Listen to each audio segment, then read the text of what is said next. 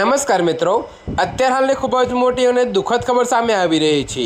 જી હા મિત્રો, તો તમને જણાવી દઈએ કે રાજસ્થાન સહિત 4 રાજ્યોમાં ભારે વરસાદને લઈ રેડ એલર્ટ જાહેર કરવામાં આવ્યું છે।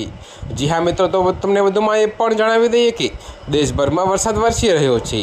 ભારતીય હવામાન વિભાગ એટલે કે IMDએ આજે રાજસ્થાન, કર્ણાટક, કેરળના કેટલાક વિસ્તારોમાં ભારે વરસાદની ચેતવણી જારી કરી છે। તો મિત્રો તમને વધુમાં એ પણ જણાવીએ કે જ્યારે મધ્યપ્રદેશ, ઉત્તર પ્રદેશ, તમિલનાડુ, પુડુચેરી, કર્ણાટકના દરિયાકાંઠાના વિસ્તારોમાં પણ ઓરેન્જ એલર્ટ જારી કરવામાં આવ્યું છે।